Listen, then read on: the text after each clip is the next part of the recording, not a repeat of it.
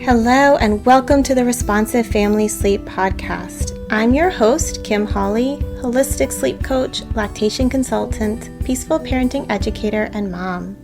If you've ever felt overwhelmed by all the conflicting sleep info, frustrated with sleep information that just plain felt wrong, or searched desperately for a truly gentle and responsive sleep approach, then you are in the right place. In each episode, we'll be answering your most pressing baby and toddler sleep questions, busting those sleep myths, and helping you understand truly developmental, biologically normal baby and toddler sleep, plus encouraging you to trust your intuition along the way. Let's get started. Hello, and welcome to this week's podcast. Before we jump into our topic today, which is a conversation about mom guilt, I want to flag a sensitive topic that came up in this conversation, in this interview. We briefly touch on a story that involves some discussion of sexual assault of a child, and we don't go into any details. There's nothing that is particularly descriptive of that incident, but this isn't a topic that we normally talk about on this podcast, and it is a topic that is sensitive and can be quite triggering. So I do want to give you a heads up that the story will be referenced, and so you're emotionally prepared if this is a topic that is triggering for you. I hope you'll enjoy. It's a wonderful conversation about mom guilt, and I'm excited to share it with you all. Hello, and welcome back to the podcast. I am really excited to be talking about mom guilt again. We did an episode right at the beginning of the year on mom guilt, and it's such an important topic that I'm so excited to be back talking about it again. I don't know. Maybe there's a whole parent guilt. I don't know. I guess dads have dad guilt, but mom guilt is certainly a big topic in and of itself. And I am excited to have a guest here for this conversation. Alysia is a mom, author, and coach, and I will, as always, let her introduce herself better and more than I do. Thank you so much for joining me for this conversation. Absolutely. Thanks for having me. And like you said, I'm a mom, author, and coach. I help moms overcome guilt and overwhelm, which is something that I think that we all struggle with in some way, shape, or form at some point in our lives. And yeah, mom guilt is my favorite topic. I haven't dug into dad guilt. I know it exists. It's there, but I know that men feel different or feel guilt about different things than moms feel guilt about.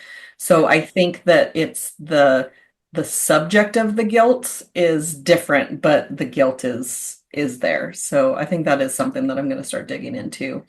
That makes sense. And when we first started chatting about doing this podcast episode, I remember you said to me that the way you sort of frame out mom guilt is different than a lot of folks. So let's start there, because I really liked the way you shared with me. So let's start. What is mom guilt to you? How do you conceptualize it?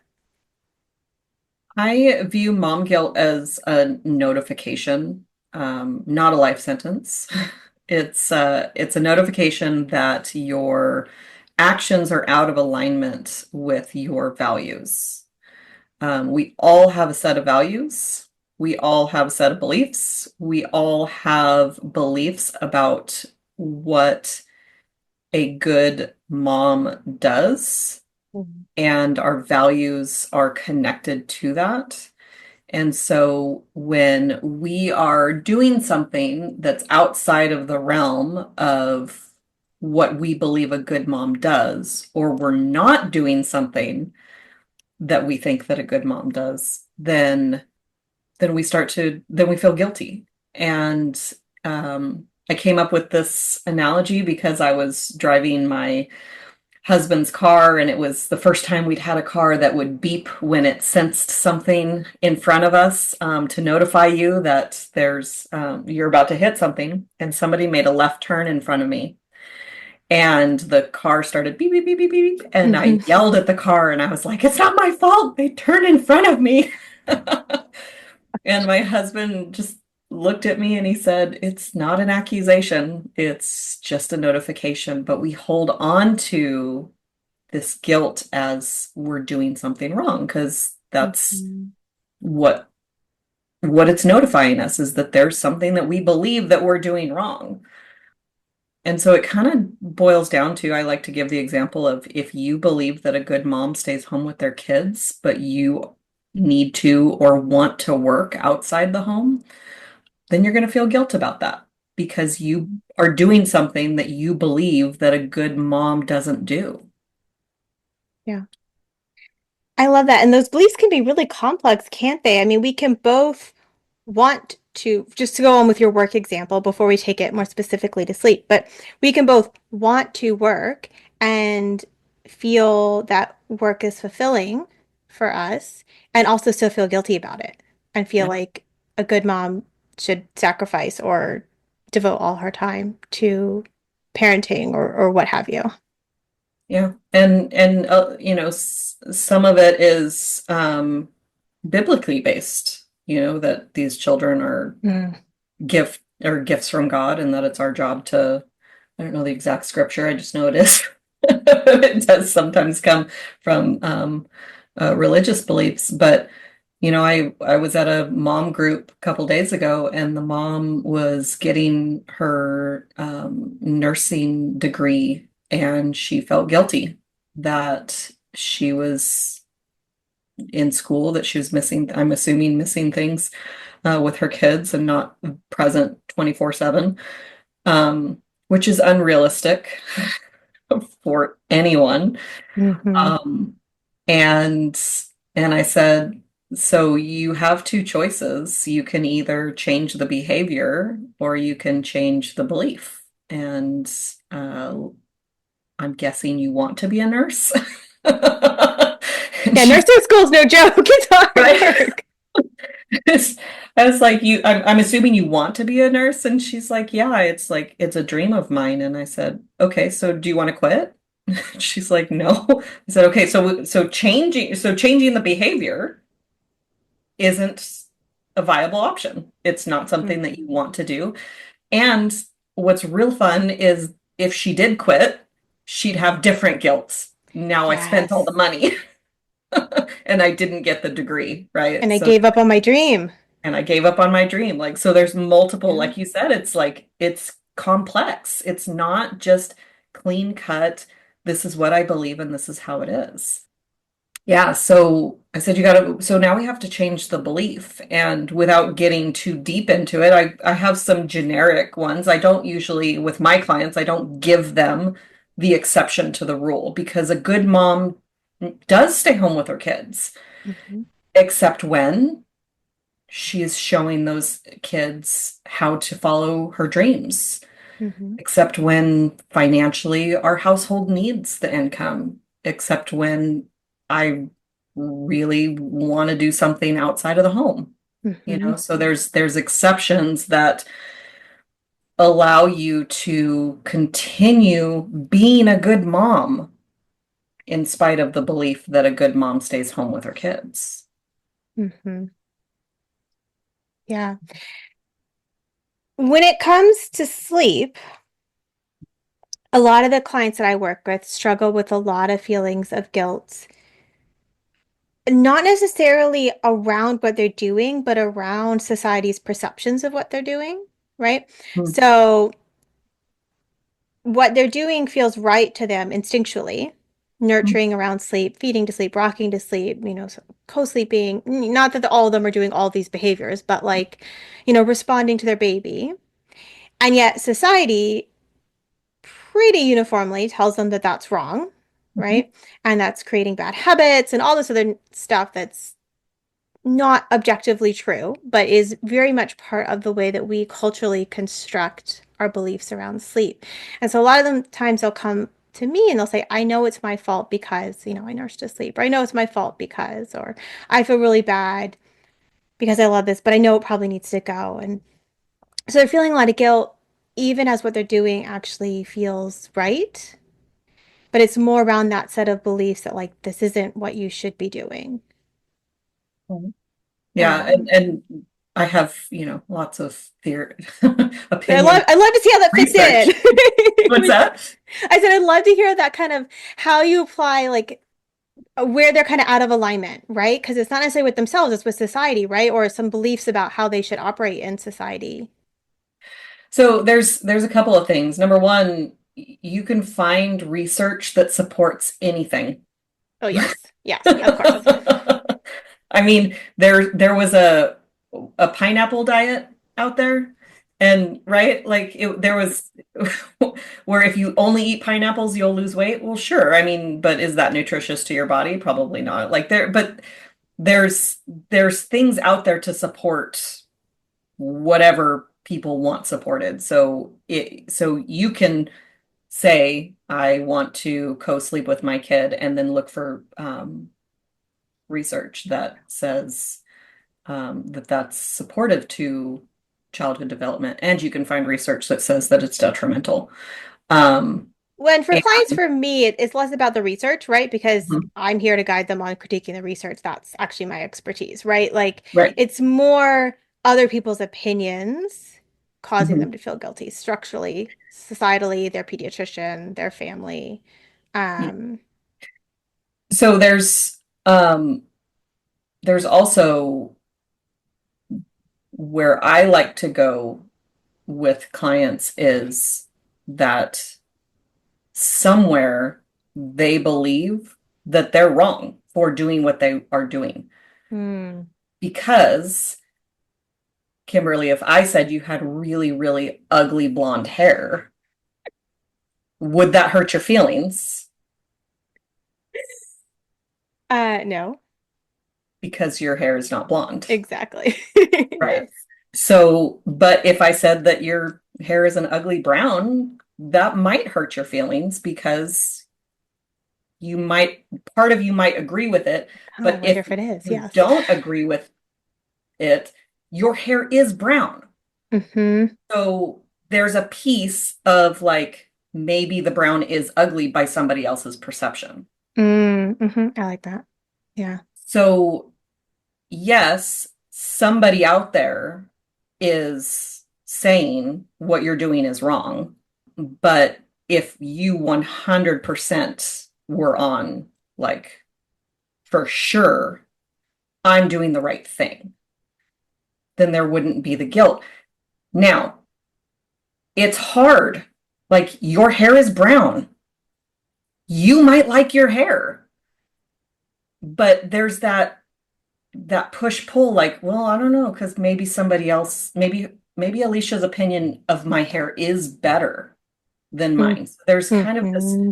trust of self and my opinion matters, that it that so there's almost like this deeper self-esteem that's connected to other people's voice matters more than mine.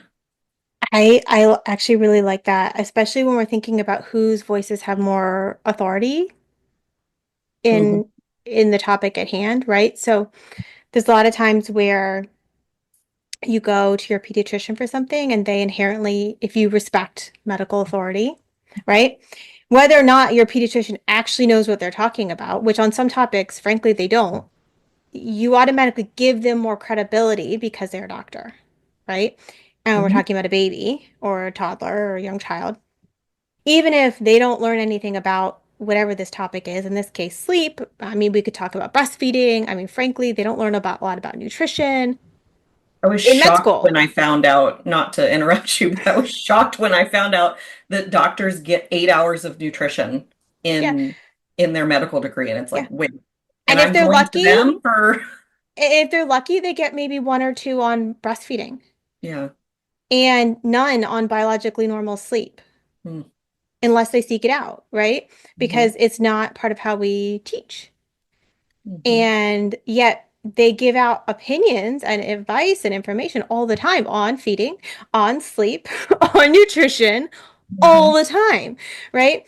So they automatically, their opinion gets elevated because they're a doctor when Like, I actually know more than their pediatrician on, let's say, sleep.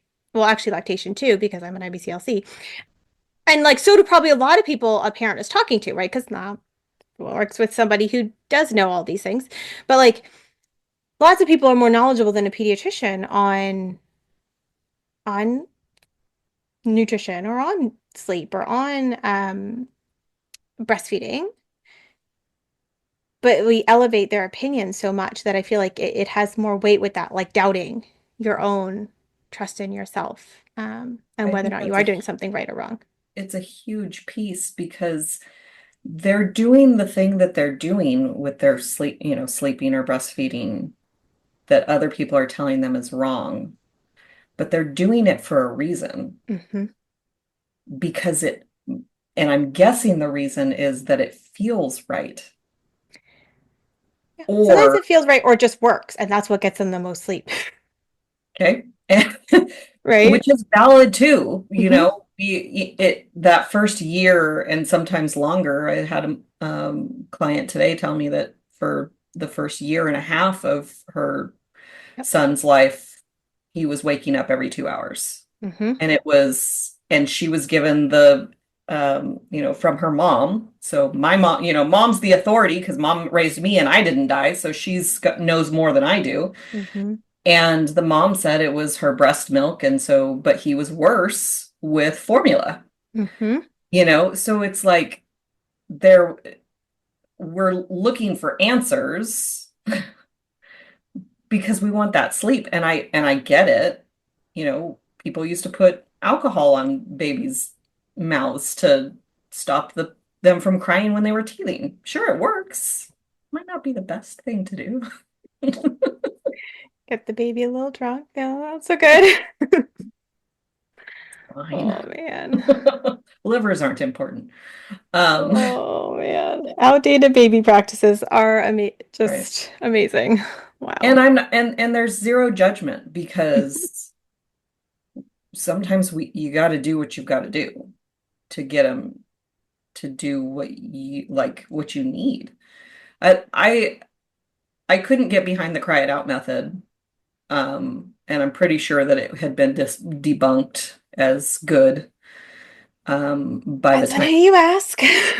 What's Still, that? I said depends on who you Okay. ask, and it's still unfortunately thriving. I mean, not in Okay. my practice. I am an attachment-based sleep coach. I do not use those kind of strategies, but it is still out there. It is still thriving. It is still recommended by pediatricians, by other sleep coaches all the time. And I couldn't do it. I did once, but not because I wanted him to cry it out. I wanted him to go to sleep because I had a deadline and it was past his bedtime and he wasn't sleeping. And I know now he was, picking up on my stressful energy. So Hmm. stressed mom isn't getting calm baby. Hmm. Um, and Exactly. and before I learned the tools that I have now, like I felt guilty that because by the time I finished the thing, he had stopped crying and he fell asleep, and I legitimately wanted to wake him up Yeah. to comfort him back to sleep. And I stopped myself because I knew that that was selfishly motivated. But it was hard to let him cry it out, and the circumstances dictated that I did. And, had I known some better time management tools, maybe that wouldn't have been a thing. But it was where I was. One of the things, Forgiveness that needs to happen. yeah. Well, I was going to say one of the things, I'm nodding over here and I'm not not using the video. One of the things that you had mentioned before, like when we were chatting before this episode, about compassion, right? With looking back on actions that maybe we would have done differently if Mhm. circumstances were different. Whether it was information, support, tools, strategies, whatever, all the number of reasons that we might have made different decisions in the past around something that we're feeling guilty about. Do you Yeah, mind talking a little bit more about that? Kind of looking back on things that we can't change that we feel a little guilty about? absolutely. Compassion is the key to your emotional freedom because where the guilt comes from that's long term is continually beating yourself up Mm-hmm. for a mistake that you made once or multiple times.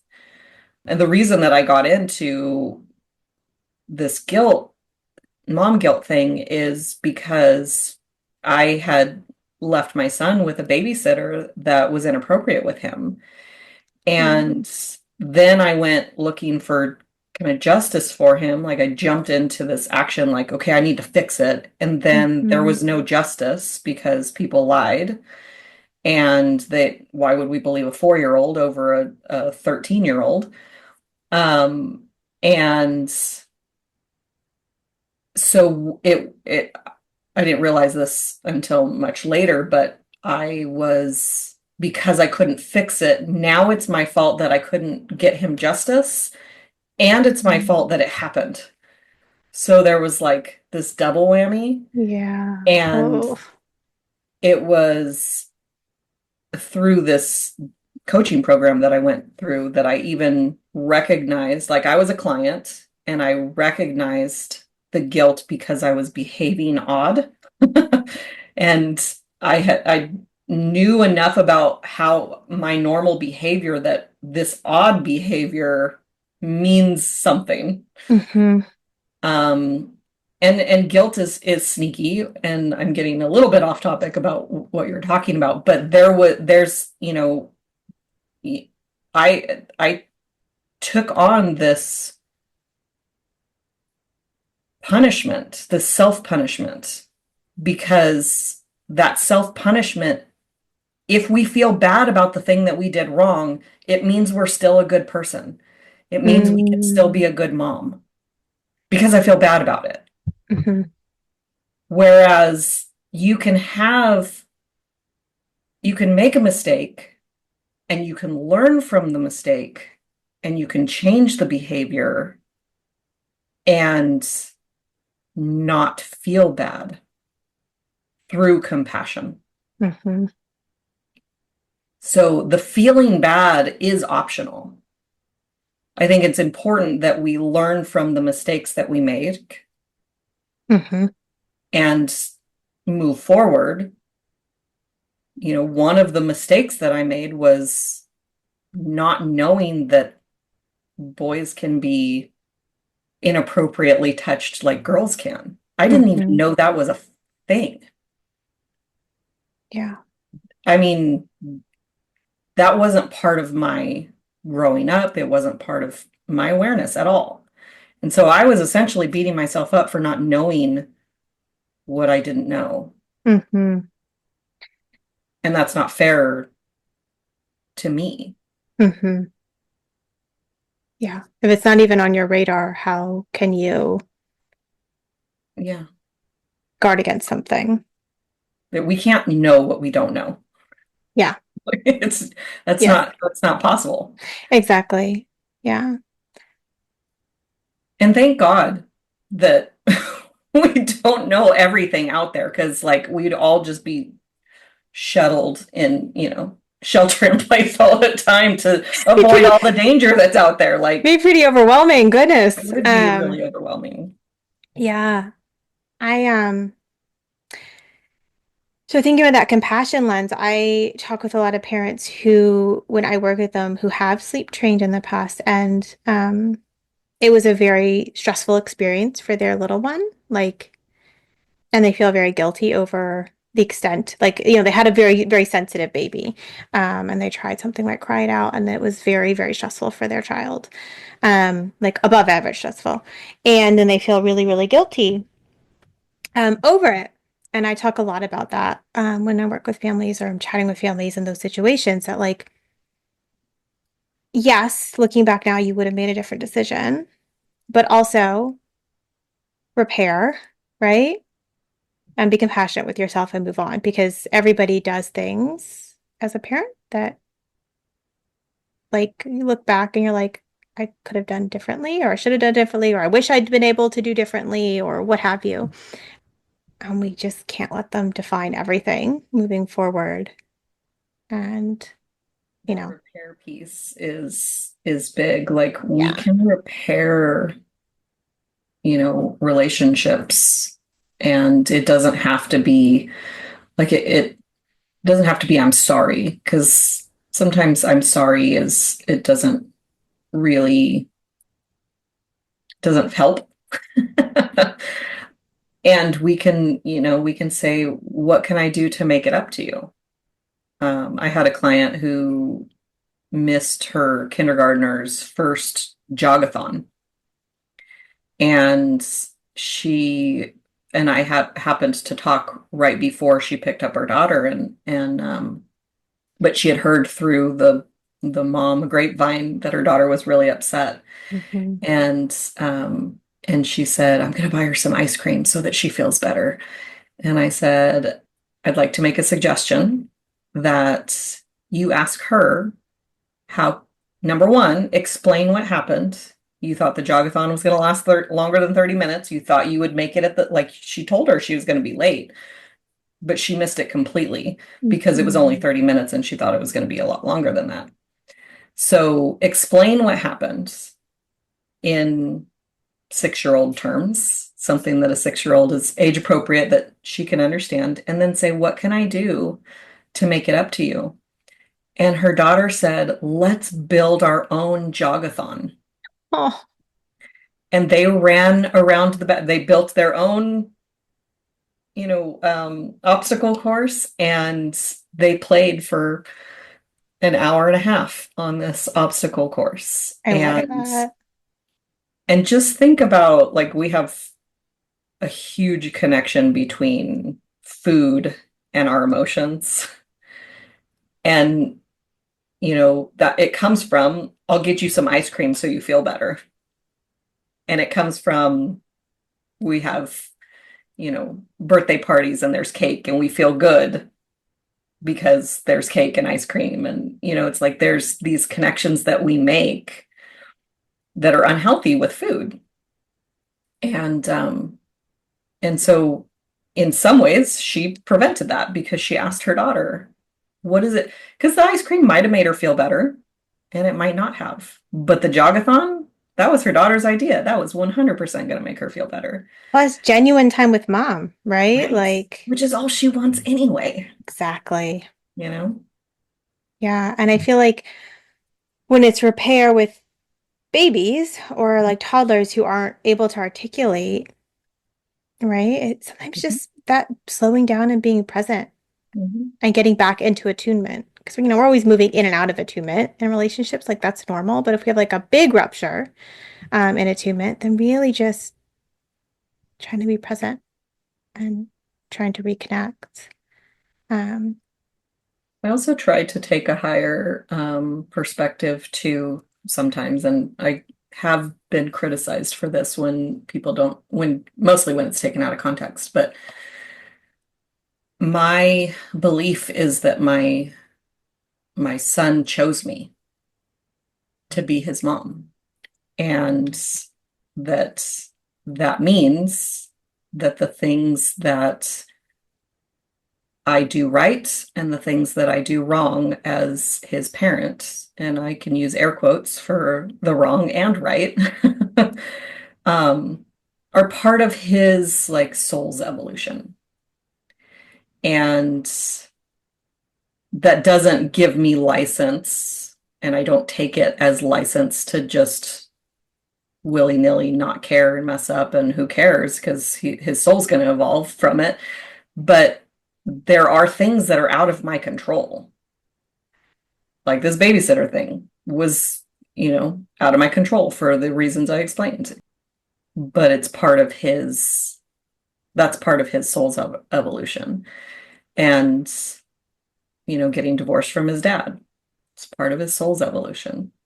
So there's that higher perspective too, that there are things that we're going to do that we judge as wrong that are part of their evolution and part of their growth.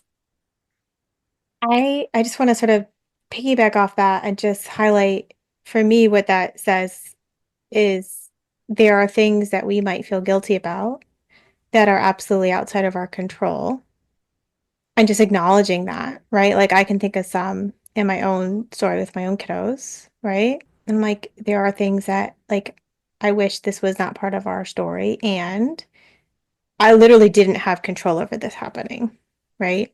And just again, I don't know, that self-compassion piece, I feel like it's so relevant in so many things in parenting and life, right? That Hmm. ability to not continuously beat yourself up over something that is in the past, and not turn it into I'm going to feel guilty forever about this and let it define my parenting and how I define myself as a mom, um, is so important, right? That ability to be compassionate looking back. And I think that the reality is that we are all doing the best that we can with the tools and resources that we have at the time. Yes. And it's what we then learn, what we do is we learn something new and then go back and judge the old version of ourselves for not knowing that. Yes. Yes. Absolutely. Yes. And that's not that's not fair. No, It's it's and it's not not. something we wouldn't do that to our children when they're learning to walk. Hmm. That, well, yeah, if you just stand up and use your legs right, then then you'll know how to walk. Like, what's wrong with you that you have to fall down? When falling down and getting yourself back up actually builds the muscles that your legs need in order to walk. Like, As part of the process, the it's part of the balance, process. yes, the stability, all of it. And making mistakes as parents is part of the process. Like, we have to kind of act, assess, and adjust. Do something, see if it's working, assessing it, and then if it's not working or it's not producing the results that you want, then adjust. And the beating ourselves up part, that's also optional. Yeah. Yeah. And I think learning how to navigate that piece of self-trust and sort of outside perspectives, and that's also a learning process because, gosh, I mean, nobody really knows what they're doing as a parent. Totally. Mhm. Even if you have a lot of experience with kids, which most parents don't, at least in the US, but we're all kind of learning as we go. And so, like, just there's it's a learning process, that navigating of self-trust with that little bit of self-doubt, and then you have layered on top all those opinions about what does it mean to be a good mom moving through society. What is good sleep, right? God, I talk Mhm. about that a lot, right? Like we have such a narrow Right. definition of good sleep that actually has Mhm. nothing to do with biology. It's all about culture. Um, and then we shame and judge parents for it. And so no wonder they feel guilty if their baby doesn't fit this really narrow definition of good sleep. And just that learning to navigate that, I feel like that's a whole process too of learning to kind of trust yourself and tune out the voices that are not helpful, even if they're voices of more authority, like this doesn't actually help and add to my parenting experience. And there are other valid options. And I did have this thought while you were talking earlier about other people's opinions too. There are, I tell my son all the time that everybody has armpits or opinions are like armpits. Everybody Everybody has has them and they all stink. Um, that's the nicer way. I heard that there's another way to say that phrase that's not as nice, but that was the way that Oh I grew up man. with. Um, but everybody has an opinion. And the people, especially in the first couple of years of your parenting, who are sharing said opinion, they're doing it from a place of love. I believe that. I don't believe that people are giving advice from a place maybe there are some people out there, maybe that's outside of my awareness, that are giving advice to shame you. But I think that it's coming from love and it's coming from this is my experience. This is what worked with me. And maybe it'll work with you, or depending on their belief system, it will work with you, right? If you do it the way that I did it, that worked. And I had people in my life whose opinions of how to raise a child did not align with my beliefs. Mm-hmm. Um, and I had to set boundaries with those people. And I said that I told him I appreciate your advice. I appreciate you how that you care about me and my child. And when I need advice, I will come and ask you for it. Mm-hmm. And that's what worked for this person specifically because, I don't, I didn't believe, and I still don't, in, eat what I make or you go to bed hungry. And, oh, they'll get hungry enough eventually to eat it. I don't resonate with that. And I got that advice from several people. And Mm. those were the people that I said, I appreciate that you're trying to help. And I had a belief, and I'll even say, like, I had a belief that he would eventually, like, he'd get older and I'd be able to explain to him why eating different things is important and trying stuff and your body needs all kinds of different things. That I'd be able to explain it to him one day and he would be like, "Oh, mom's right," and start eating and trying stuff. That didn't happen. Um, so I was mistaken in that it would be easier later on than it would be when they're two. But so we've had different challenges because I did it that way, but I still wouldn't go back and change what I did and do the you eat what I put in front of you or you don't eat, Mm-hmm. you know? Yeah, absolutely. And I think that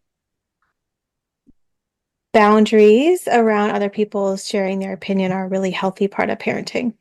Yes. Along with, you know, being compassionate with yourself, along with forgiving yourself, along with learning to trust yourself and learning to tune into those values and what you like, what is your vision? What are your beliefs? What are your values around being a parent and raising kiddos? And I don't think a lot of us spend time on that intentionally, but I think that plus those boundaries can be really, really helpful, especially if what you're doing doesn't line up with what a lot of people around you are doing, whatever the topic is, because, and whatever, just kind of having that, like, this is what I'm doing. And it's okay. Like, you don't have to hear everyone's opinions, and they're not like entitled to always get to say whatever they want. You don't have to hear it. Um, so I And think I'll it's a even good habit to set. Absolutely. And I'll even add, my podcast is Imperfect Momming, Better Parenting Through Self-Healing, and the Oh. premise of the show is that our children are watching the show, they're not listening to the lecture. Mm-hmm. Yes. And so if you think about boundaries, setting boundaries, with people giving you advice and opinions, is that something that you want your children to do?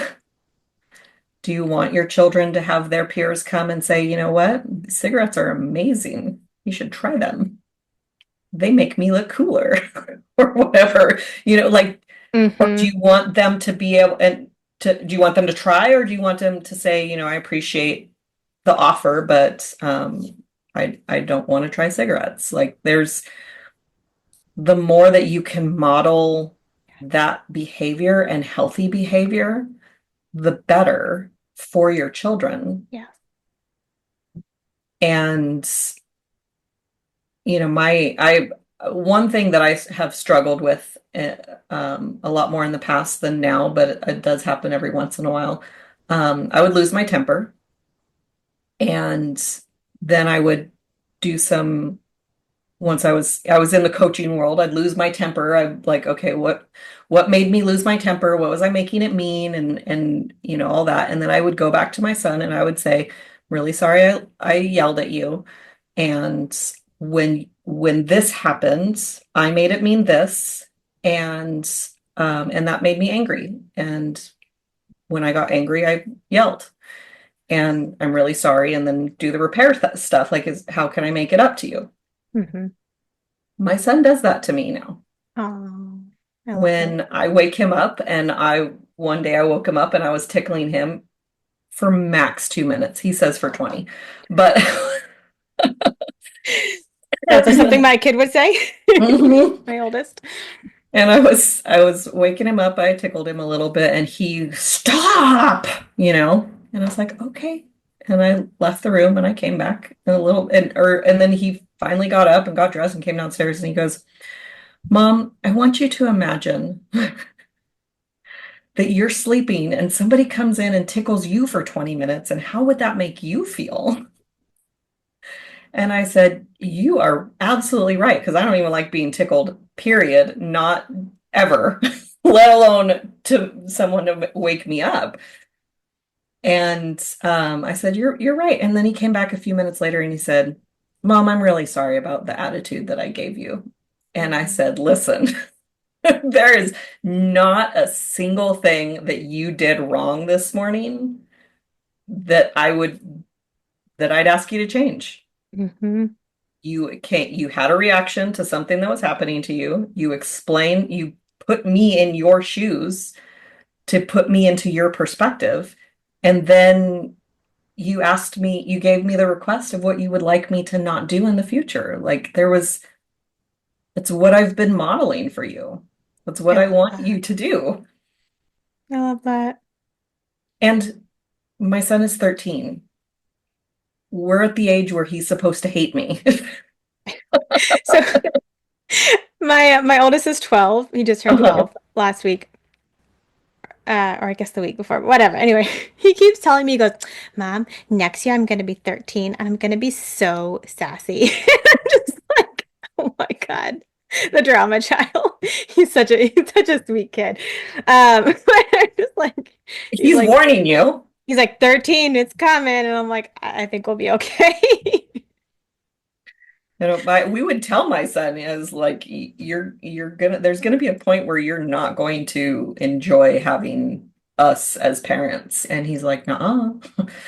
And I'm starting to think maybe he's right that I don't want to let my guard down and be blindsided by the teenage years by any means, but um we have a connection, and we have a an understanding, and we have this foundation of communication and respect. Hmm.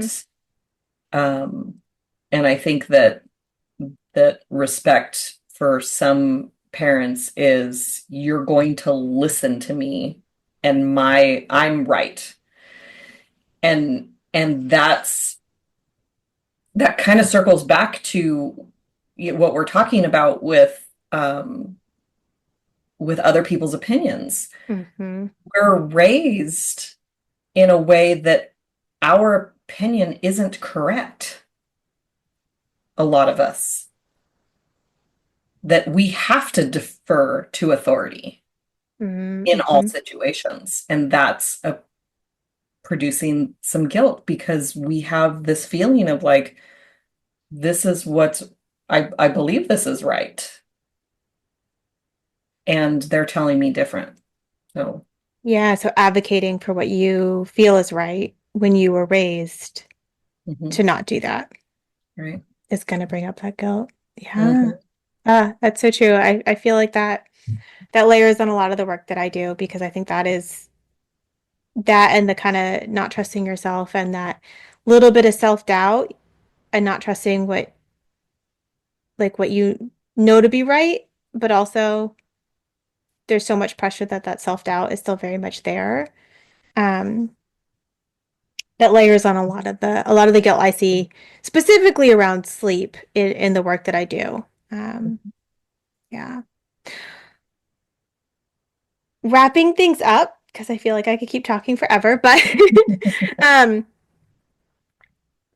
final thoughts, thinking about mom guilt in the early years. Anything we haven't talked about that you want to sort of wrap things up with? I just want to reiterate that it's a notification and it's not a life sentence. And that's the thing that I'm realizing that people think that, they hand you a baby and they hand you a sack of mom guilt too.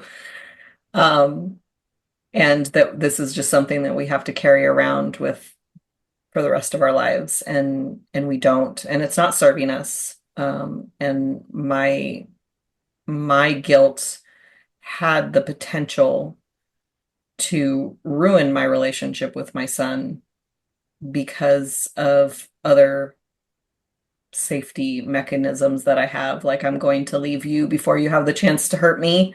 Mm-hmm. And I had imagined that one day he would come back to me and be angry at me, like, why didn't you protect me? And um and so it wasn't until after I released the guilt that I recognized what I was doing, because I was pushing him away every time he wanted to snuggle me Mm. because of the guilt, because I was trying to Yeah. protect myself from this future pain. And so you don't know what kind of things are operating like that until after you let go of the guilt. And so I actually say that guilt can be dangerous in a relationship with your kids. And so whatever you need to do to get rid of it, and let me tell you what doesn't work. Stop feeling guilty. Doesn't work. You shouldn't feel guilty. Doesn't work. That's Now like you feel, saying you should now you calm feel down. guilty. Right. Yes. Calm down. The next time that works will be the first time that works. Like, Absolutely. yeah. So if you're feeling guilt, um, reach out to Kimberly, reach out to me. Um, it's not serving you. It's not serving your kids because Yeah. they're watching the show. They're not listening to the lecture. So true. So true. Where can folks find you? And I will get these links from you and put them in the show notes, but where can folks find your work? I am at AlysiaLyons.com. I'm at Coach Alysia Lyons on social media. And my podcast is Imperfect Momming, Better Parenting Through Self-Healing. So, like you said, the links are in the show notes. My name is spelled a little weird, AlysiaLyons. It's Mm. my name. Now find me. Thank you so much for having this conversation with me today. Absolutely. Gotta help the mommies and Mm. daddies if they're listening. Thank you for joining me today. I hope this episode left you feeling more informed, confident, and encouraged on your sleep journey. And just a reminder before you go that nothing in this episode is individualized to your specific sleep situation, nor is it to be taken as medical advice. Take what resonates, ignore what doesn't, and check with your healthcare provider about any medical concerns. Take a moment to subscribe to this podcast so that you'll never miss an episode. And take a moment to rate, review, or share an episode you love on social media. All of that helps parents just like you find me, this podcast, and this gentle and responsive sleep information. I'll see you next time.